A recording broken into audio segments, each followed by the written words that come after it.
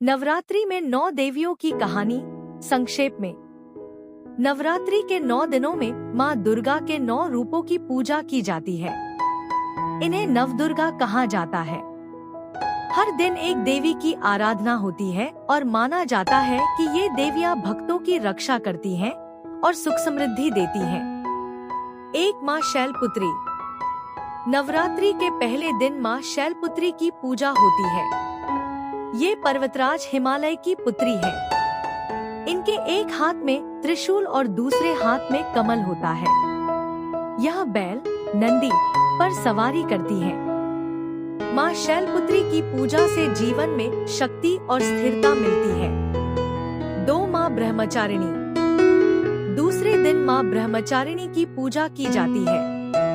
इन्होंने भगवान शिव को पाने के लिए कठोर तप किया था। इनके हाथ में जपमाला और कमंडल होता है। इनकी पूजा से धैर्य, तप और ज्ञान मिलता है। 3 माँ चंद्रघंटा। तीसरे दिन माँ चंद्रघंटा की पूजा होती है। इनके माथे पर घंटे के आकार का चंद्रमा होता है। ये शेर पर सवारी करती है। माँ चंद्रघंटा बुरी शक्तियों का नाश करती है और साहस और शांति देती है। 4 माँ कूष्मांडा। चौथे दिन माँ कूष्मांडा की पूजा होती है। मान्यता है कि इन्होंने अपनी मुस्कान से पूरे ब्रह्मांड की रचना की थी। ये सिंह पर सवारी करती हैं और 8 भुजाएं हैं।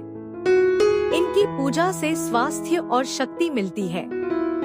5 माँ स्कंदमाता। 5वें दिन माँ स्कंदमाता की पूजा होती है। ये भगवान कार्तिकेय स्कंद की माता है। ये सिंह पर बैठती हैं और गोद में बांस कंद को धारण करती हैं। इनकी पूजा से ममता और मोक्ष की प्राप्ति होती है। 6 माँ कात्यायनी। छठे दिन माँ कात्यायनी की पूजा की जाती है। इनका जन्म ऋषि कात्यायन के घर हुआ था। इन्होंने महिषासुर राक्षस का वध किया था। इनकी पूजा से साहस और विजय मिलती है।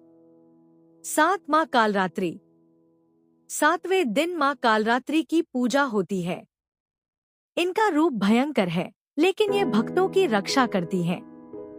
ये गधे पर सवारी करती हैं। इनकी पूजा से भय और बुरी शक्तियाँ दूर होती हैं।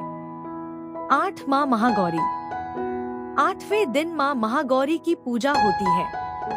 इनका रंग बहुत गौर सफेद है और ये शांति का प्रतीक है। इनकी पूजा से पाप नष्ट होते हैं और जीवन पवित्र होता है। 9 माँ सिद्धिदात्री।